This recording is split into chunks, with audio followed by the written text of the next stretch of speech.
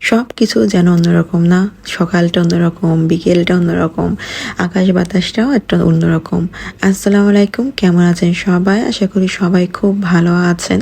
তো কি আর বলবো, এখন যেহেতু অনেক কিছু হয়ে গেল, তার উপরে ভালো মন্দ মিলেই তো সব দিন ভালো মন্দ মিলে তো হবে।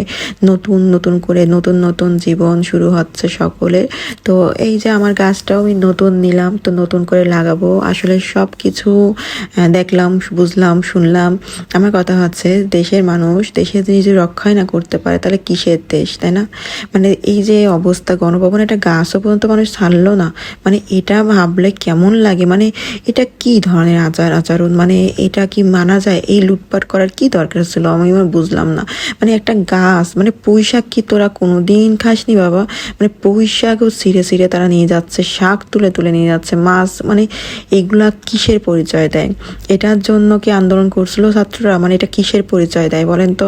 এটা কোনো ভদ্র পরিচয়? এটা আমার তো মনে হয় না এগুলো একটা শিক্ষিত ছেলের কাজ, বা এটা মানে আমাদের ছাত্ররা এগুলো করছে বা এরকম কিছু একটা। কিন্তু কি হয়ে গেল এখন যে এখানে কিছু বলবো, তারও মনে করেন যে প্যারা।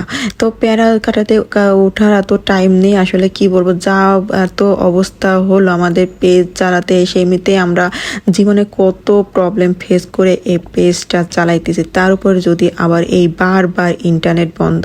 এবার তো আমি ভেবেই নিছিলাম যে আমার মনে হয় আর ফেসবুক চালানো হবে না, মানে ফেসবুক মনে হয় এবার গেল। মানে একটা ভেবেই নিছিলাম, কিন্তু একবার আসলো আবার দিল। তো আমার তো অত শখ নেই বাবা ওই যে ভিপিএন চালানো, কারণ ভিপিএন চালায় আমি পেজটা চাইছিলাম না আমি হারাইতে, কারণ ভিপিএনের মাধ্যমে অনেকে হ্যাকার ম্যাকার হাবি যাবি অনেক ঝামেলা। তো আমার ইচ্ছা ছিল যে যেদিন আমার ফেসবুক আমি একদম একদম মানে নিজের মতো করে চালাতে পারবো আগের মতন করে, তখন আমি পেজ চালাবো। এর ভিতরে আমার পেজ লাল হবে না, সবুজ হবে না, হলুদ হবে না, বেগুনি হবে, আমি জানি না, কিচ্ছু জানি না। আমি আর পেজ এভাবে চালাবোই না। মানে এইভাবে হয় বলেন তো? আমাদের একটা কোনো স্বাধীনতা নাই, একটা ইন্টারনেট চালানোর পর্যন্ত স্বাধীনতা আমরা পাইলাম না। তো যাই হোক, এই যে আমাদের অবসর সময়গুলোতে আমরা কি করছি, তো আমাদের হাবিজাবি কাজ আমরা করছি। মানে যখন আমাদের মোবাইল ছিল না, মানে মোবাইল তো ছিল কিন্তু ইন্টারনেট ছিল না, কিচ্ছু ছিল না, তখন আমরা কিভাবে সময় পার করছি? এই তো আমরা গাছ কিনলাম, তারপর হচ্ছে আমরা এই যে হাবিজাবি মানে সময় অপচয় করার জন্য যা যা করা লাগে, মানে এই যে হচ্ছে আমরা ছোট ছোট একদম খুঁটি খুঁটি পিঠাগুলো বানাইছি আমার ছেলেকে নিয়ে বসে বসে। মানে এইগুলো বানাতেও কিন্তু একটা ধৈর্যের বিষয় আছে। এটা কি সুন্দর না দেখতে লাগতেছে? মানে অপরিচিত একটা গাছ আছে না, ওই গাছটার মতন কিন্তু ফুলটা হয়েছে, ঠিক না? তো আমার বাবু এখানে অনেকগুলো হেল্প করছে বানানোর জন্য, হেল্প মানে উল্টাতে ডিস্টার্ব করছে আমার ছেলে। মানে কি সে বানাবে, সে এগুলো করবে, কিন্তু ওখানে যে ঘি যদি তোমার মুখে লাগে তখন তোমার দাড়ি উঠবে না। আর পুরুষ মানুষের দাড়ি না উঠলে কি ভালো লাগে বলেন তো? একটু দাড়ি থাকবে তবেই তো একটু পুরুষ পুরুষ লাগবে, তাই না? তো এইগুলো ছেলেকে বোঝানোর দায়িত্ব, কিন্তু ছেলে তো আর বুঝে না। মানে ও এগুলো মাখবে, কিন্তু খেতে কিন্তু ভীষণ মচমচা ছিল। কিন্তু এটাকে একটু ডেকোরেশন করার জন্য, মানে একটু মজা করার জন্য, তো আমরা এখানে একটু শিরা করে নিব, চিনি শিরা আর কি। তো শিরা দিলে হবে একটু, মানে ভিজায় রাখলে একটু ফুলতো।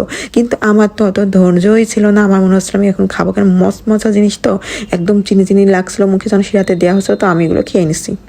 স্বাধীন দেশ আবারও নতুন রূপে স্বাধীন হলো। দেখা যাক এই স্বাধীন দেশে আসলে কি কি ঘটে।